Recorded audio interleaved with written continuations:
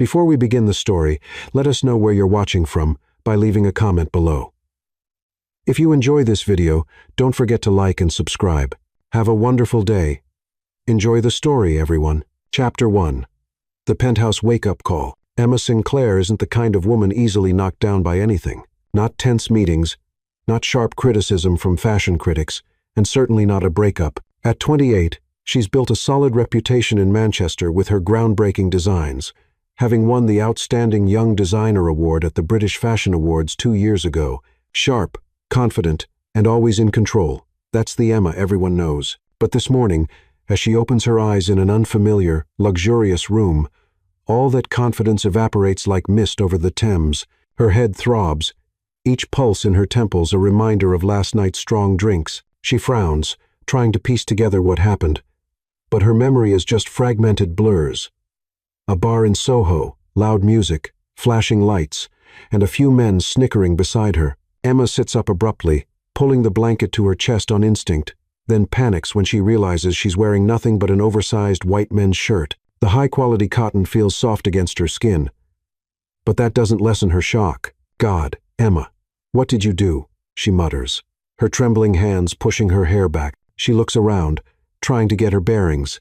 The room is spacious and modern, with minimalist but expensive furnishings, glossy black leather chairs, a clear glass table, and an abstract painting on the wall with bold blue streaks like ocean waves. Floor-to-ceiling windows reveal the Thames sparkling under the faint morning light, with Tower Bridge standing tall in the distance through a thin veil of fog. This isn't her small apartment in Camden, where she just moved after breaking up with Nathan Brooks, her ex who betrayed her after 4 years together. She'd chosen London to start over, to forget his lies. But now, where is she?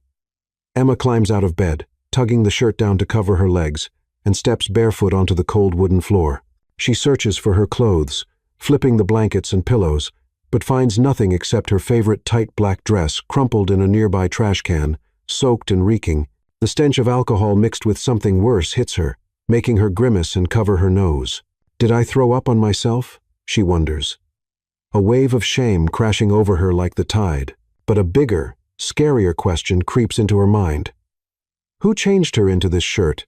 And what happened last night? She walks to the window, gazing down at the slow-moving Thames, trying to sort her memories. Last night was her first Friday in London. After a busy week settling into her new apartment and preparing for her job at Thornton & Company, she decided to unwind. The Velvet Room in Soho, a chic bar with plush red interiors and dim lighting, had been her pick. She remembers ordering a martini, then a second, then a third, as sadness over Nathan welled up. She's not one to drink heavily, but last night she just wanted to erase the look in his eyes when he admitted he'd slept with someone else. I'm worth more than that, she'd mumbled to her glass. But after that, everything faded. She turns back to the bed, sitting down and cradling her head in her hands. The last image she recalls is a middle-aged man with slicked back hair, grinning sleazily and putting a hand on her shoulder. She'd shoved him away. But then what? Someone stepped in, didn't they? A deep, cold voice echoes faintly in her hazy memory. Take your hands off her. But she's not sure if it was real or just her imagination. Before she can dig deeper into her recollection, the door swings open. Emma startles, yanking the blanket up to cover herself reflexively. A man steps in, tall, with sleek black hair combed back, icy blue eyes cutting through the room. He's dressed in a crisp black suit, holding a steaming coffee mug, and looks at her with a calm that's almost unnerving. His face is chiseled, handsome in a cold, commanding way. But that only heightens her panic. She yells, "Who are you? Where am I?"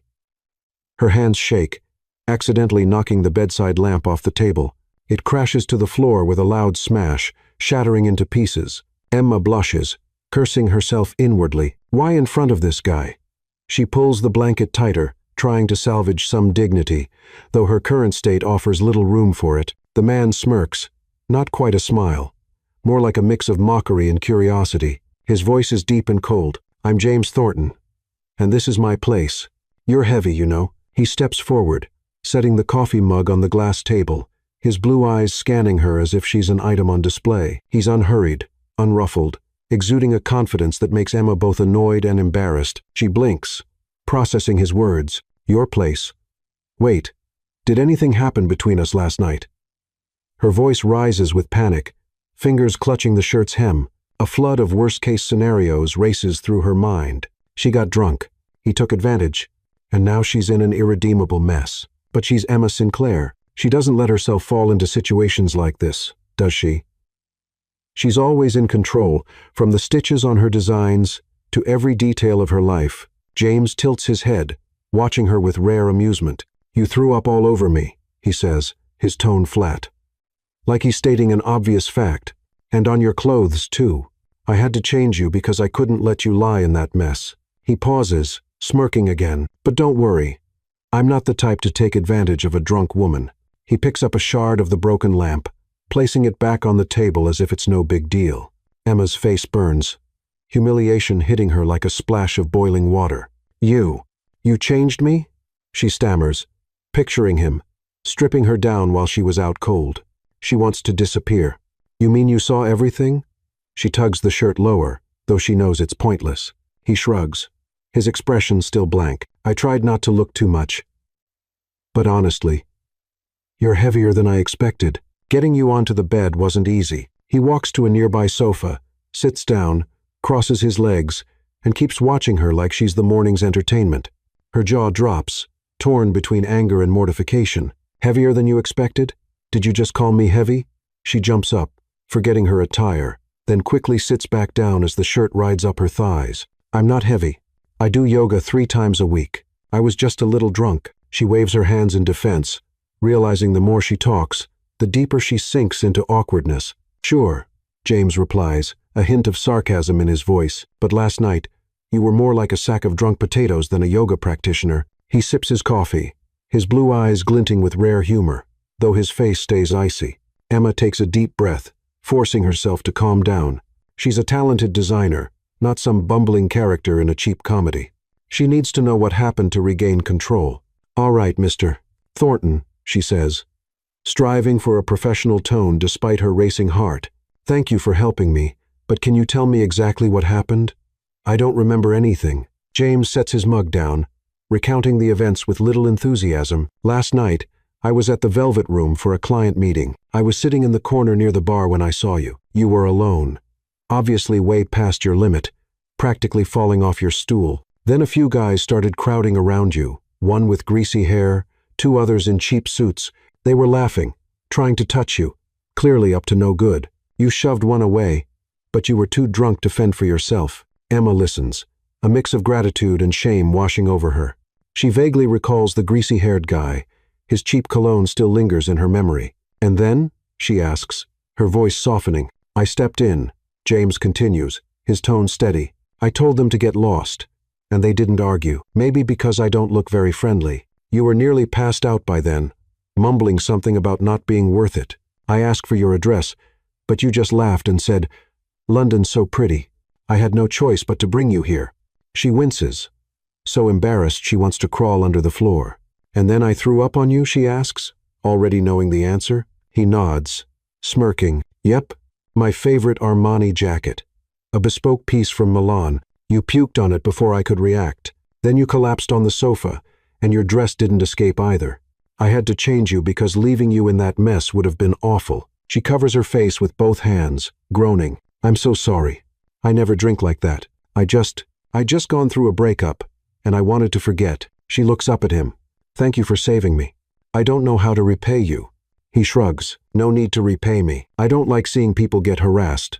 That's all." He stands, walks to a wardrobe in the corner, and pulls out an outfit, a sleek gray dress and a fur-lined coat from a high-end label. "Here," he hands them to her. "Put these on and go. I don't want uninvited guests staying too long." Emma takes them, her hands slipping, and the coat falls to the floor. She bends down awkwardly to pick it up, hearing James comment, "You really have a talent for dropping things." Zeitgeist. His tone isn't quite teasing, but it's enough to make her laugh, albeit stiffly. "Very funny," she retorts, clinging to her last shred of pride. She heads to the bathroom, changing as fast as she can. The dress fits perfectly, like it was tailored for her, and the coat is so warm she wants to keep it forever. When she steps out, James is standing by the window, gazing at the river. She clears her throat. "Thanks again, Mr. Thornton. I'll get out of here." He turns, handing her a pristine white business card with James Thornton in gold lettering. "If you drop anything else, call me to pick it up," he says, smirking the first time she sees him come close to a real smile. She takes it, nodding. "I'll try not to bother you again." She leaves the penthouse, stepping into the elevator with a jumbled mind. A light drizzle falls outside, and London's chilly air fills her lungs as she exits. She hails a taxi, slides into the back seat, and stares at the card in her hand. James Thornton, a name she won't easily forget, though she just wants to erase last night from her mind. Back at her Camden apartment, she flops onto the sofa, telling herself to let this go and focus on her new job at Thornton and Company starting tomorrow. But as she closes her eyes, James's image, those blue eyes, that smirk, that cold, deep voice, keeps resurfacing. She has no idea he's her boss, and that her life is about to turn upside down in ways she can't imagine. Chapter 2.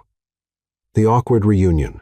Emma Sinclair stands in front of the mirror in her small Camden apartment, giving her appearance a final check. The navy dress hugs her slim figure, accentuating her graceful frame, paired with glossy black high heels and her light brown curls neatly tied up in a high ponytail. She's not the type to let herself look sloppy, especially not on her first day at Thornton and Company, one of London's most prestigious fashion conglomerates. After the chaos at James Thornton's penthouse yesterday morning, Emma has vowed to regain her composure. She's a talented designer, not some drunken girl dropping things in front of strangers. "Today's a fresh start," she mutters, grabbing her purse and heading out the door. The tube takes her to central London, where the Thornton and Company building looms large amid the financial district, its gleaming glass panels reflecting the rare winter sunlight. She takes a deep breath, straightens her posture, and steps through the revolving glass doors with the confidence of someone who's won major industry awards. Inside, the open space is vast, with white walls adorned with art and employees bustling about in stylish outfits. Emma smiles. This is where she belongs. She's directed to the 15th floor, where the main meeting room is located. Today is the introduction for the new design team, and Emma has prepared meticulously for her presentation. She's brought a bold idea, a collection blending classic British style with modern flair, targeting the booming international market. If it succeeds, it'll be her foothold to establish herself in London, leaving behind the pain of Nathan Brooks and her past in Manchester. She enters the meeting room, nodding to a few new colleagues, sets her laptop and stack of documents on the table, and takes her seat. The atmosphere is tense, yet electric. Thornton and Company is vying for a major contract with a luxury brand from Paris, and all eyes are on the design team. Emma reviews her presentation slides, reminding herself to stay calm and perform at her best. Then the meeting room door opens. A man steps in, tall, with black hair swept back, his sharp blue eyes scanning the room. He's dressed in a deep gray suit, exuding an aura of authority and cool detachment. Emma is adjusting her papers when she looks up and freezes. James Thornton, the man who saved her from the bar, changed her clothes while she was drunk and remarked that she was heavier than he thought. He's the CEO of Thornton and Company. She sits still, feeling like the floor has just dropped out from under her. No way, she thinks, struggling to keep her face neutral. James strides to the head of the table, his deep voice resonating. "Hello, everyone. I'm James Thornton, and today I want to hear ideas from the new team. We've got a big contract to win. Let's get started." He sits, crossing his legs, his gaze briefly sweeping over Emma and lingering for a second. A faint smirk flickers across his lips, as if he recognizes her but has no intention of saying anything. Emma swallows hard, her hand tightening around her pen. She tells herself to stay professional. This is work, not his penthouse. She can't let yesterday ruin her first impression with her boss, even if that boss is the one who saw her at her absolute worst. When it's her turn, she stands, clears her throat, and begins her presentation. "Hello, everyone. I'm Emma Sinclair," she says, her voice clear and confident. "My idea is a collection called London Reborn, blending traditional materials like tweed with modern tailoring techniques and bold colors. It's a bridge between British heritage and the global market, targeting younger clients while retaining luxury appeal." She opens her slides, detailing everything: sketches, color palettes, and marketing plans. The room falls silent, a few colleagues nodding in approval. She points to the screen, explaining how traditional plaid patterns can be used in unconventional evening gowns, then shifts to market analysis, highlighting rising trends in Asia and the US. James listens, his hand propped under his chin, his blue eyes fixed on her. He shows no emotion, but inside, a strange feeling stirs. Emma isn't the drunk girl from last night. She's sharp, intelligent, and her idea is genuinely impressive. He's met plenty of talented designers, but few catch his attention this quickly. He tells himself it's just professional admiration, nothing more. Yet, the way she speaks, the way she presents with confidence, yet a touch of authenticity, keeps his gaze locked on her. When it's time for questions, Emma picks up her pen to jot down feedback from colleagues. She turns to the whiteboard, about to write something, when James speaks. "Miss Sinclair, do you think this collection could be completed in 3 months?" His voice is icy, but his eyes hold a hint of curiosity. She turns back, replying confidently, "Absolutely. Mr. Thornton, with the right team, I can speed up the timeline without compromising quality. I once finished a similar project in 2 months in Manchester, and the results exceeded expectations." But right then, her hand slips, and the pen drops to the floor, rolling straight to James's feet. The room goes quiet, a few soft chuckles breaking the silence. Emma blushes, cursing herself inwardly. Why in front of him again? She bends to pick it up, but James beats her to it. He leans down, retrieves the pen, and hands it back with that familiar smirk. "You really have a knack for dropping things," he says, his voice low enough for only her to hear.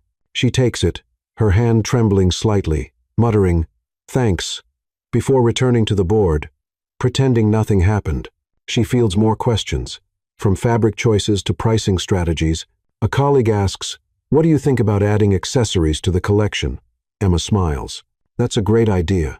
I suggest minimalist jewelry made from recycled silver to emphasize sustainability, a big trend right now." James nods slightly, jotting something in his notebook, but says nothing more. Emma sits down, her heart pounding from both the pressure and his stare. After the meeting, Emma's idea is chosen as the centerpiece for the Paris contract bid. She earns praise from colleagues and a rare nod from James. "Well done, Miss Sinclair," he says before leaving, though his gaze lingers on her longer than usual. Emma exhales, feeling a mix of pride and unease. She's proven herself. So why does she get flustered whenever James is around? A week later, the good news arrives. Thornton and Company wins the contract, worth millions of pounds. Thanks to Emma's London Reborn concept, she becomes the talk of the company, with colleagues crowding around to congratulate her. But during lunch, as she sits alone in the break room with a cup of tea, James appears. He stands at the door, watching her for a moment, then walks over. "You did better than I expected," he says, his voice still cool but with a rare warmth. Emma looks up, smiling faintly. "Thank you, Mr. Thornton. I was just doing my job." He smirks. "And dropping your stuff too, right?" Emma laughs, feeling at ease with him for the first time. "Maybe I should focus more when you're around," she replies. A touch of sarcasm in her tone. James doesn't respond, just nods and walks away. But inside, a thought crosses his mind. She's not just talented, she's more intriguing than he realized.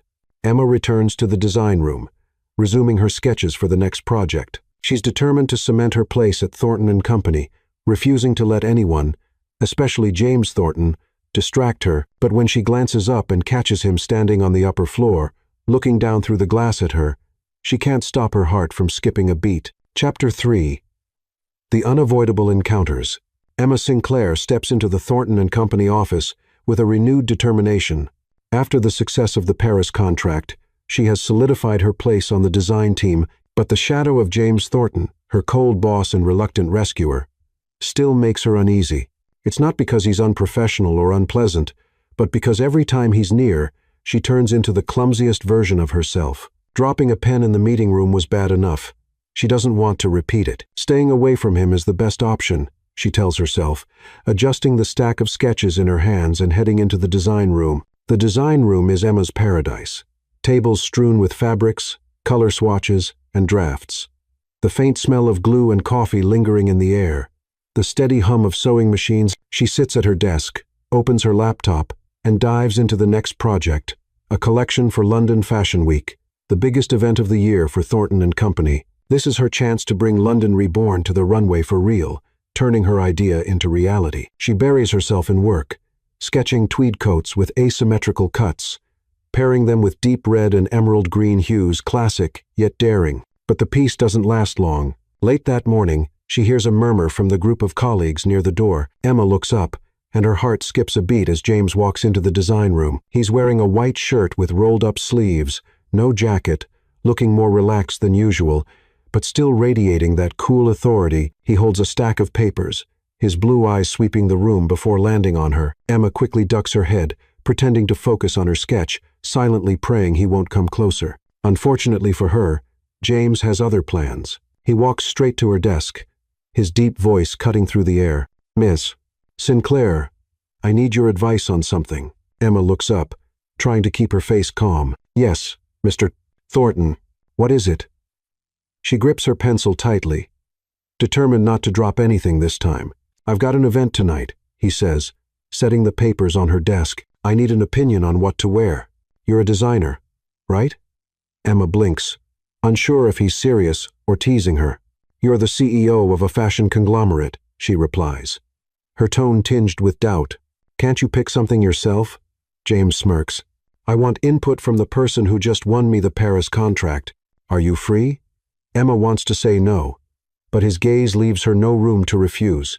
"Fine," she sighs, standing up and following him out of the design room. On the way, she keeps her distance, walking briskly to avoid any awkward moments. But when they reach his office upstairs, he opens a wardrobe, a collection of pricey suits and shirts, and turns to her. "What should I wear to a charity gala?" She steps forward, examining each piece, then picks a deep blue suit with a white shirt. "This," she says, handing it to him. "The blue complements your skin, and the cut is formal without being too stiff." James nods, inspecting the suit. "You've got a good eye," he says, his voice carrying a hint of approval. Emma smiles, but as she turns to grab her purse from the desk, her hand brushes against a stack of sketches he'd left there. The whole pile tumbles to the floor, scattering everywhere. She blushes, dropping to pick them up. "I'm sorry. I didn't mean to." James bends down too, gathering a few sheets, and when they both look up, their faces are just inches apart. Emma freezes, her heart pounding. James stares at her, then lets out a small, rare laugh, enough to catch her off guard. "You really can't be near me without dropping something," he says, handing her the sketches. Emma laughs too, feeling at ease with him for the first time. "Maybe I should stay farther away from you," she replies, her tone laced with sarcasm. But avoiding James proves impossible. 2 days later, while Emma is checking fabrics in the company's storage room, a large bouquet arrives, white roses and carnations with a card that reads, "Thanks for the advice, JT." She reads it, muttering, "Is he kidding?" Colleagues nearby tease her. "Looks like the big boss has his eye on you, Emma." She shakes her head, trying to play it cool, but inside she's flustered. Why does he keep popping up in her life like this? That weekend, Emma is in a team meeting to plan for London Fashion Week when James casually stops by. He stands at the door, listening as she assigns tasks. "We need the prototypes done in 2 weeks. I want each person to focus on one part. Coats, dresses, accessories. This is our chance to make Thornton and Company stand out." James nods, interjecting, "I agree, but I want Miss Sinclair to oversee everything." Emma turns, surprised. "Me?" He shrugs. "You did well with the Paris deal. I trust you." She nods, but as he steps closer to look at the sketches on the table, his shoulder brushes hers. Emma flinches, her hand slips, and the entire stack of drawings falls to the floor again. The rustle of paper fills the air, and she wants to disappear. James looks at her, smirking. "Again?" Emma laughs awkwardly. "I swear it's not on purpose." He bends down to help, and as they stand, he says, "Maybe I should stand farther away to protect my paperwork." They both laugh, and for the first time, Emma feels he's more than just a cold CEO. The London Fashion Week project kicks into high gear. Emma leads the team with remarkable professionalism. She works late, checking every stitch, selecting fabrics, and tweaking designs to ensure perfection. She wants London Reborn to be more than beautiful. It should tell a story of renewal of London and of herself. James stops by often, sometimes bringing coffee for the group, but his eyes linger on Emma a little longer. He doesn't admit it, but her dedication and talent impress him. The night before the event, Emma does a final check on the designs in the fitting room. James appears, hands in his pockets, watching her adjust a dress on a mannequin. "Don't you ever rest?" he asks. Emma turns. "Not until it's done." "What about you? Don't CEOs need sleep?" He smirks. "I want to see what you do with this opportunity." She smiles. Then you won't be disappointed. London Fashion Week takes place in a grand hall at Somerset House. The stage lights blaze, the audience packed with Vogue editors to international investors. When the models step out in Emma's designs, the room erupts. Tweed coats with asymmetrical cuts, stunning deep red gowns, and delicate silver accessories all blend into a perfect narrative. Thunderous applause greets Emma as she takes her bow, spotting James in the front row, nodding with a rare smile. After the show, Thornton and Company becomes the center of attention. Articles hail London Reborn as the season's highlight, and Emma receives countless collaboration offers. But as she stands alone backstage, James approaches. "You did it," he says, his voice low but warm. Emma smiles. "We did it, Mr. Thornton." He smirks. "Call me James. And next time, don't drop your sketches when I'm around, okay?" She laughs. "No promises." They stand there amid the backstage buzz, a strange feeling creeping between them, not friendship, not quite work, but something deeper, though neither is ready to admit it yet. Chapter 4. The past resurfaces. Emma Sinclair sits in the Thornton and Company design room, her fingers brushing lightly over a pearl-colored silk fabric. The success of London Fashion Week still feels like a refreshing breeze in her mind. But the relentless pressure of the fashion industry gives her no time to rest. A new collection is already in the works, bigger, more ambitious, aimed at the rapidly growing Asian market. She calls it Eastern Echoes, blending the elegance of the East with London's sharp style. This is a chance for Thornton and Company to reach further, and Emma knows she has to pour her heart into it. She looks up as a soft knock sounds at the door. James Thornton steps in, holding a coffee cup, his sharp blue eyes cool yet carrying a rare hint of warmth. He's wearing a fitted black shirt, no suit jacket, looking more relaxed than usual. "I brought you coffee," he says, placing the cup on her desk. Emma smiles, taking it. "Thanks, James." She's still not used to calling him by his first name, but after Fashion Week, the boundaries between them seem to have blurred a little. "How's Eastern Echoes coming along?" he asks, sitting in the chair across from her, his gaze drifting over the stack of sketches on the table. Emma slides a draft toward him. "I'm experimenting with modernized ao dye, combining silk and hand-embroidered patterns. It'll be the collection's highlight." James nods, examining the sketch with focus. "I like this idea," he says, "but you need to speed things up. We've got a meeting with Japanese partners in 3 weeks. Emma nods. "I'll make it happen." They continue discussing, from fabric choices to color coordination. James isn't just a CEO. He has an incredible eye for aesthetics, and his suggestions always help Emma refine her concepts. She's starting to see he's not as cold as he appears. He cares in a subtle but sincere way. As he stands to leave, he turns back. "Don't work too late. You need rest." Emma smiles lightly. "You too, James." But her peace doesn't last. 2 days later, while Emma is having lunch at a cafe near the office, a familiar voice calls from behind. "Emma." She turns, and her heart seems to stop. Nathan Brooks, her ex-boyfriend, stands there, blonde hair, mussed brown eyes full of regret. He's wearing a long coat, looking more rugged than the last time they met in Manchester, when he confessed to cheating on her with a co-worker. "Nathan," Emma says, setting her fork down, her voice stiffening. "What are you doing here?" He steps forward, sitting across from her without asking. "I came to London for work," he says, "but I also wanted to see you." "I regretted, Emma. What I did was wrong. I want you back." Emma blinks, unable to believe her ears. 4 years together, promises made, then betrayal it all, floods back like a wave. She once loved Nathan deeply, dreamed of a future with him, but now, as he sits in front of her, she feels only a strange emptiness. "Are you serious?" she asks, her tone edged with sarcasm. "After everything, you think I'd come back just because you say you're sorry?" Nathan grabs her hand on the table, his eyes pleading. "I know I don't deserve it, but you're the best thing that ever happened to me, and I was an idiot to lose you. Give me a chance, please." Emma pulls her hand back, standing up. "I need time to think." She leaves the cafe, her mind a mess, unsure what she's feeling, anger, heartache, or just confusion. Back at the office, Emma tries to focus on work, but Nathan's face keeps surfacing. She wonders if she still has feelings for him, or if it's just lingering attachment from the past. James notices something off when he stops by the design room later that day. "You okay?" he asks, standing by her desk. Emma nods, but her hand trembles, dropping her pencil to the floor. James picks it up, handing it back again. She forces a smile. I'm fine, really. But she's not fine. Nathan texts her non-stop in the days that follow, begging to meet, sending flowers, recounting old memories. Emma's confused, unsure what to do. She doesn't want him back, but his reappearance makes her question her emotions and her feelings for James. She and James grow closer through work. He stays late with her often, checking fabric samples, discussing ideas, sometimes bringing late-night snacks. One evening, as they sit in the design room with pizza and coffee, James asks, "What do you like about this job?" Emma thinks, "The freedom to create you." He looks at her, "Making something memorable, like you're doing." The distance between them shrinks, not just through words, but small actions. James grows more proactive. One day, he invites her to dinner to discuss the project. They go to a small restaurant in Covent Garden, soft yellow lights glowing on his face.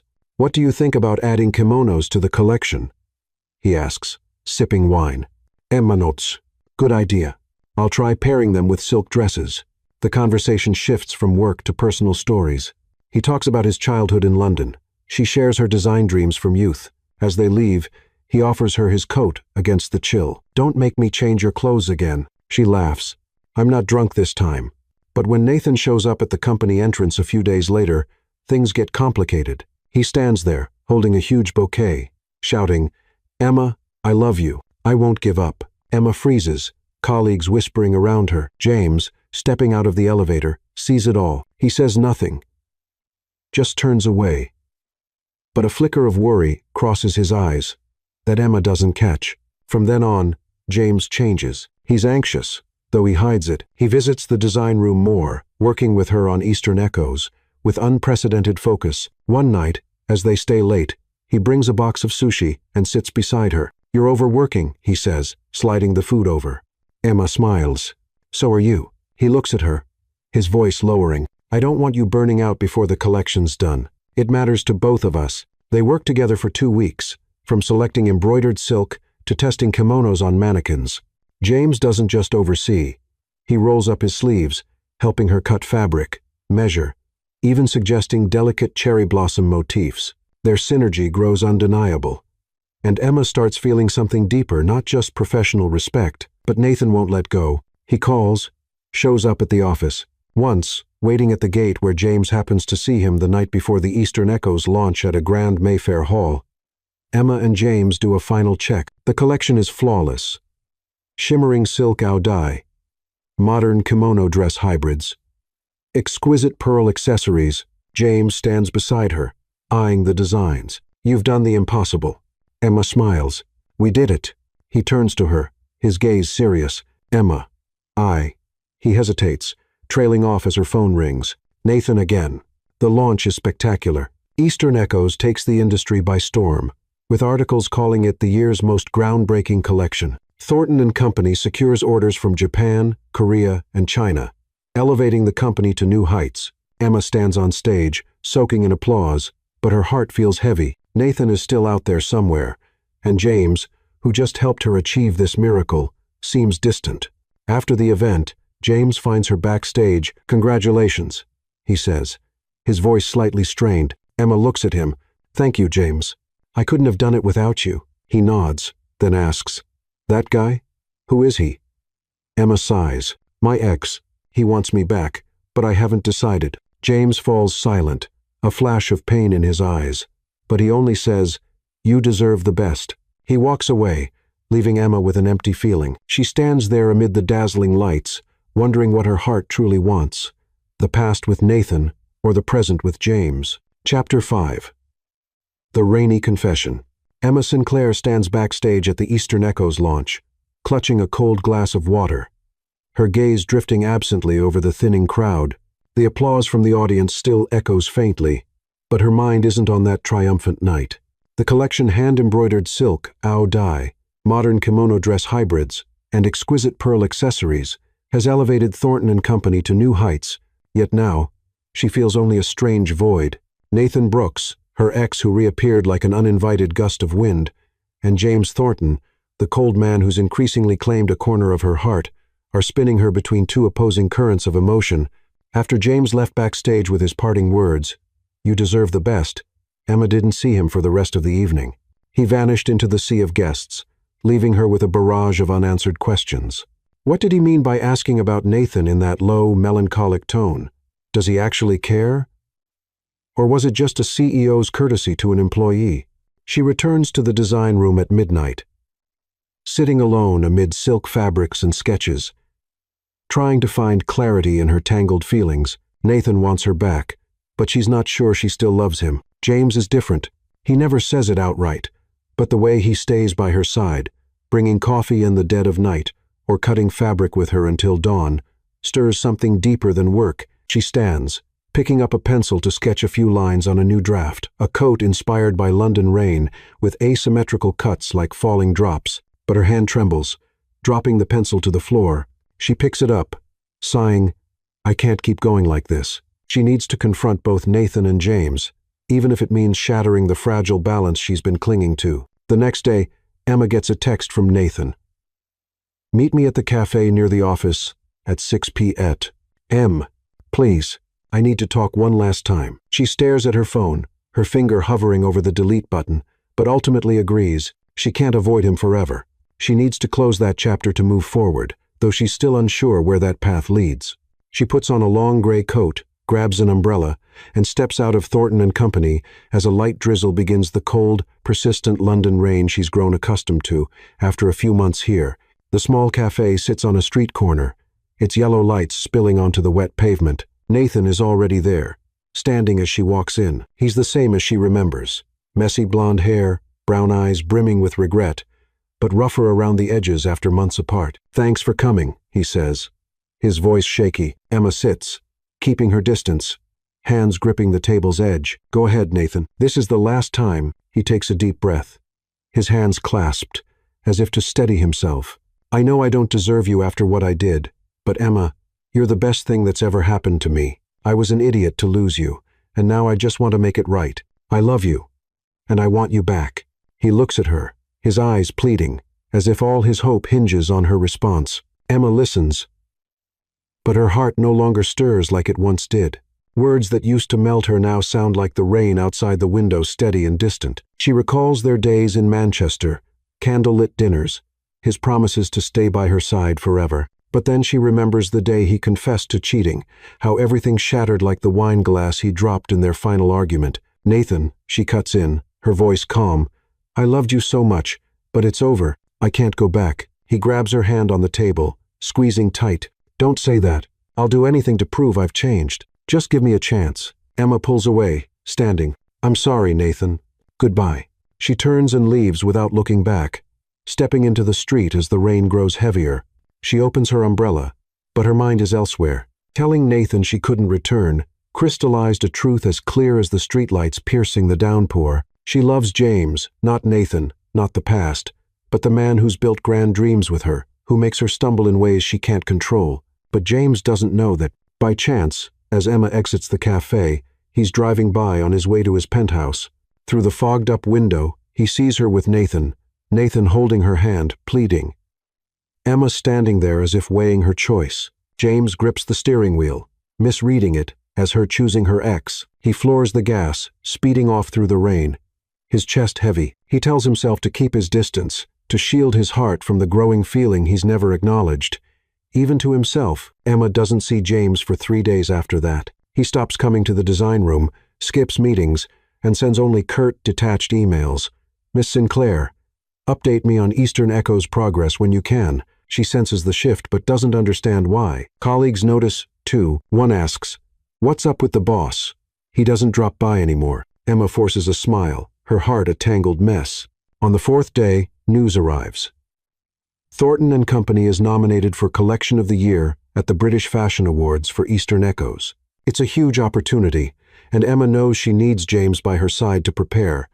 But more than that, she needs to clear things up with him. She can't let a misunderstanding, if that's what it is, ruin what they've built. She leaves the office at 8 p.m.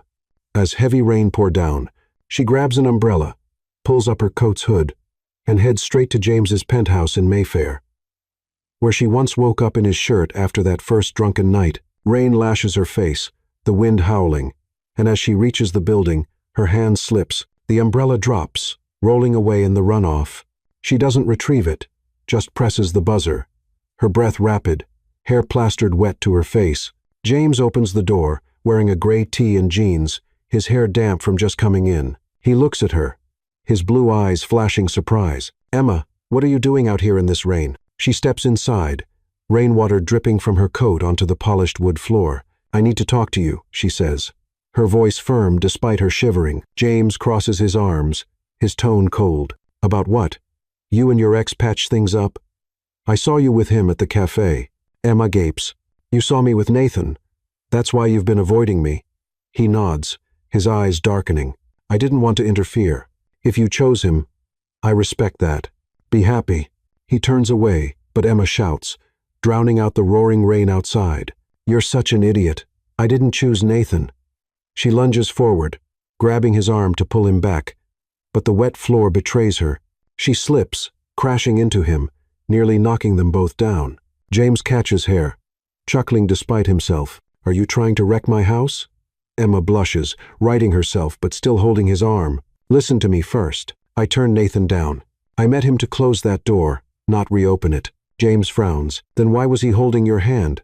"I saw it." She shakes her head, water flying everywhere. "Because he wouldn't let go. But I don't love him anymore." He stands still, his breathing heavy. Emma presses on, her voice trembling. "I don't know when it started, but you mean more to me than anyone. I came here, dropped my umbrella, to tell you that you don't get to misunderstand and avoid me like this." She grips his hand tighter, her eyes unwavering despite her wet hair sticking comically to her face. James stares at her, then laughs a big, easy laugh, the first she's ever heard from him. "You look like a drenched cat, and still act this fierce," he says, pulling her into his arms. "I thought I'd lost you. Seeing you with him, I couldn't take it." Emma leans into his chest, laughing through tears and rain. "Then why didn't you ask me, you fool?" He smirks. "Because I was scared you'd say, 'Yeah, I picked him.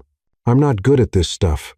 He leans down, kissing her forehead, then softly presses his lips to hers, a gentle, yet intense kiss, like they've both been waiting for this moment forever.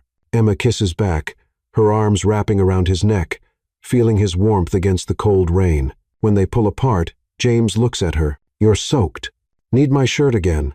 Emma laughs loudly. "Just this once, but don't call me heavy." He leads her inside, handing her a dry white shirt, and they sit by the fireplace, joking as if the misunderstanding never happened. After that night, Emma and James grow closer than ever.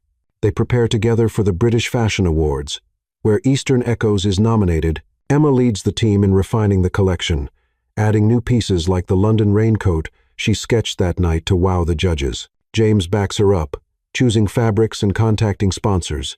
He drops the cold facade, holding her hand during late nights, teasing, "Don't drop the fabric. I can't pick up that much." The awards night unfolds at Royal Albert Hall. When Eastern Echoes by Thornton and Company is named Collection of the Year, the room explodes in applause. Emma and James step onto the stage, accepting the gold trophy. She looks at him, smiling. "We did it again." He holds her hand under the lights. "Because of you." After the ceremony, they stand on a balcony, gazing at London's glowing skyline. "I'm not great with romantic words," James says, meeting her eyes. "But I love you, Emma." She leans into his shoulder. "I love you too, James." They stand there, knowing from now on they'll face everything together, not just in fashion, but in their hearts. Chapter 6. The Sweet Epilogue. Emma Sinclair stands before the mirror in the new Thornton and Company design room, holding a piece of golden silk fabric. Early morning sunlight streams through the large glass window, illuminating the spacious area filled with tables covered in sketches, fabric samples, and colorful spools of thread.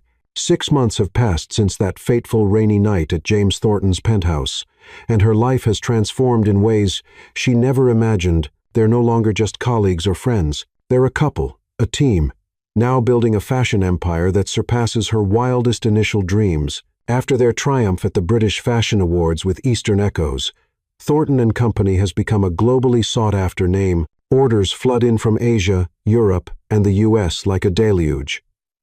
And Emma and James work tirelessly to meet expectations. They've opened a new headquarters in Shoreditch, where Emma has her own design room with windows overlooking the bustling streets. She's no longer the new designer from Manchester.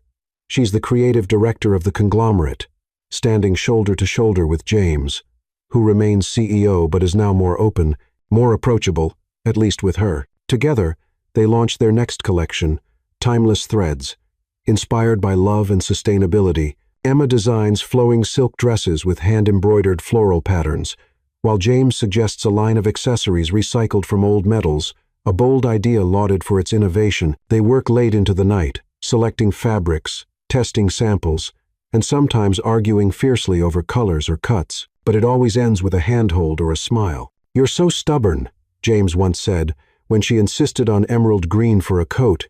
"Emma smirked, and you're too set in your ways, but that's why we fit." Beyond work, they spend time together in the simplest ways. James takes her for walks along the Thames on weekends, recounting tales of his dreamy childhood amid grey London. Emma brings him to cozy Camden cafes, sketching while he reads the paper beside her. Once, he even tried sewing to help fix a dress sample, ruining the fabric entirely, making Emma laugh until tears streamed down her face. "I'm a CEO, not a tailor," he protested, but his eyes sparkled, seeing her joy. They don't rush to announce their relationship to the world, no need for splashy articles or grand declarations, but within Thornton and Company, everyone knows. Colleagues tease Emma whenever James drops by the design room with coffee or a small bouquet, and she just laughs. He's just doing a good deed.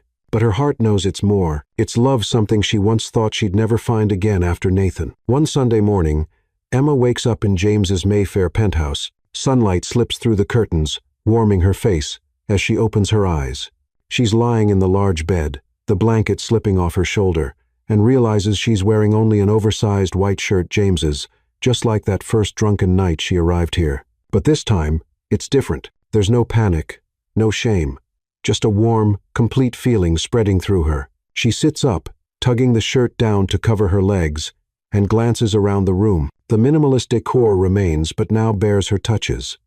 A sketch she drew hangs on the wall, a green pillow she bought to make the room less stark, and the aroma of coffee wafting from the kitchen, where James is surely making breakfast. She smiles, running a hand through her hair, and recalls their journey. From the night she threw up on him at the Soho bar, to dropping her pen in front of him at that first meeting, to late evenings, cutting fabric, picking colors, and debating designs. She remembers the rainy night she ran here, dropping her umbrella, slipping into him, and how he laughed loudly, calling her a fierce wet cat. She recalls their first kiss in the rain, his warmth as he held her, and his "I love you" under Royal Albert Hall's lights. It plays like a slow-motion film, each scene sweet and unforgettable. The door opens, and James walks in with a wooden tray, 2 coffee mugs, and freshly baked croissants. He's in a gray tee and pants, hair slightly tousled, but his blue eyes shine as they meet hers. "You're awake," he says, setting the tray on the bedside table. "I thought you'd sleep till noon after working late last night." Emma laughs, pulling the blanket to her chest. "I don't oversleep. I just like lying here a bit." He sits beside her, handing her a mug. "Wearing my shirt again? Planning to make it your uniform?" She smirks, sipping the coffee. "It's comfy.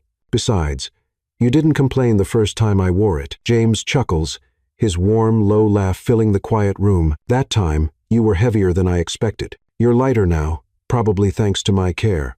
Emma playfully punches his shoulder. "You dare call me heavy again?" "I do yoga, you know." He grabs her hand, pulling her close. "I know. And I like taking care of you. Heavy or not." She leans into his chest, hearing his steady heartbeat, feeling a simple yet profound happiness. "You know," she says, her voice softening, "I never thought I'd find someone like you. After Nathan, I thought I'd be alone forever." James kisses her hair. "Me too. But then you showed up, dropping things everywhere, and changed it all." They sit there, savoring coffee and croissants, chatting about new plans for Thornton and Company. They want to open a Paris branch, launch a children's fashion line, maybe take a few days off to travel, just the two of them. No work, no sketches. As sunlight pours through the big window, glinting off the Thames outside, Emma looks at James. "Thank you for picking me up," literally and figuratively. He smiles, setting his mug down, and pulls her into a long hug. "Thank you for staying." They lie back on the bed, holding each other, knowing that from now on, rain or shine, they'll always have each other, not just to build a fashion empire, but to write the next chapters of their love story